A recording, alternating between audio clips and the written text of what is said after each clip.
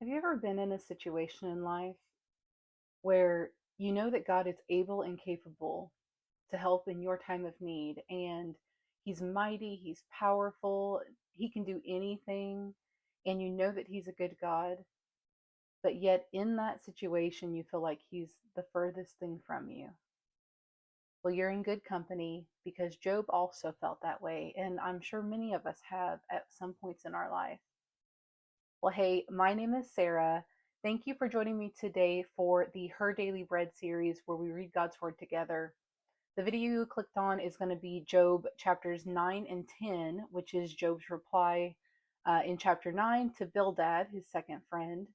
But then chapter 10 is when Job then turns from addressing Bildad to his plea to God. And Job in this chapter does feel that same way. So let's go ahead and jump right on in and we'll get to see how Job responds here. So, Job chapter 9. Then Job answered and said, "Truly I know that it is so, but how can a man be in the right before God? If one wished to contend with him, one could not answer him once in 1,000 times. He is wise in heart and mighty in strength. Who has hardened himself against him and succeeded? He who removes mountains, and they know it not. When he overturns them in his anger, who shakes the earth out of its place, and its pillars tremble? Who commands the sun, and it does not rise? Who seals up the stars? Who alone stretched out the heavens, and trampled the waves of the sea? Who made the Bear and Orion, the Pleiades, and the chambers of the south? Who does great things beyond searching out, and marvelous things beyond number? Behold, he passes by me, and I see him not. He moves on, but I do not perceive him. Behold, he snatches away. Who can turn him back? Who will say to him, what are you doing?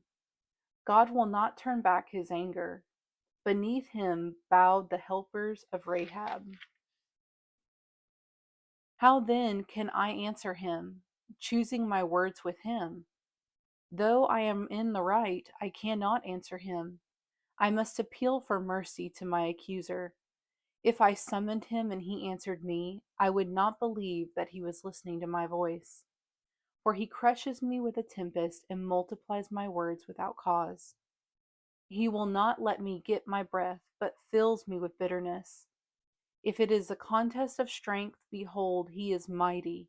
If it is a matter of justice, who can summon him? Though I am in the right, my own mouth would condemn me. Though I am blameless, he would prove me perverse.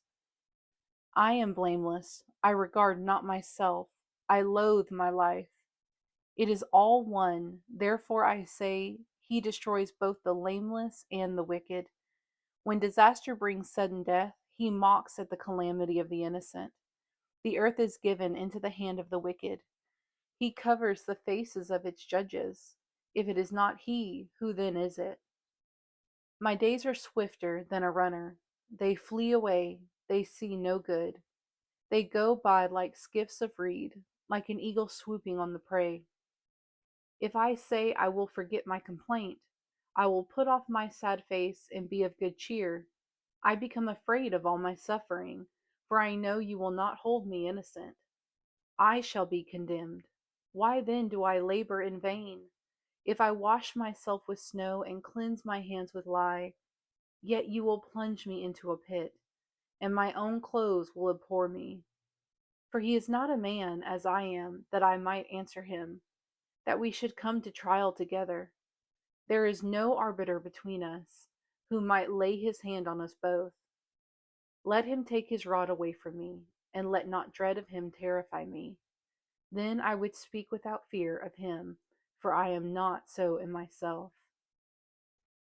All right, so Job chapter 10 now. So this is Job's plea to God. I loathe my life. I will give free utterance to my complaint. I will speak in the bitterness of my soul. I will say to God, do not condemn me. Let me know why you contend against me. Does it seem good to you to oppress, to despise the work of your hands, and favor the designs of the wicked? Have you eyes of flesh? Do you see as man sees? Are your days as the days of man, or your years as a man's years?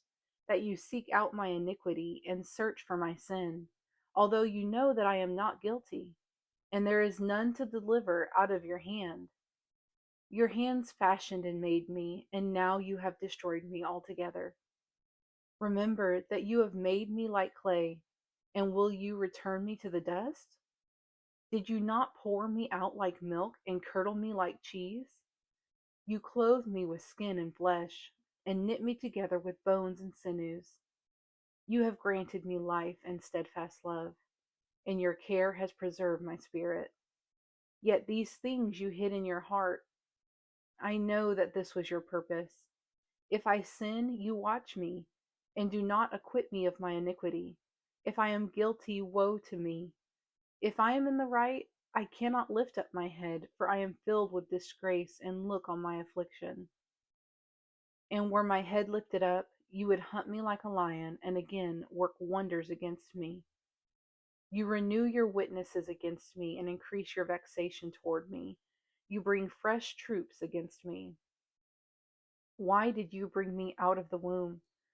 Would that I had died before an eye had seen me, and were as though I had not been, carried from the womb to the grave. Are not my days few? Then cease and leave me alone, that I may find a little cheer.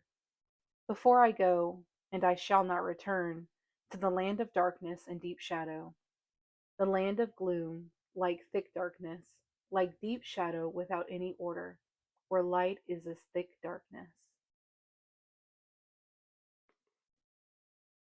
That wraps up chapters 9 and 10. I will see you guys tomorrow for chapter 11. Bye.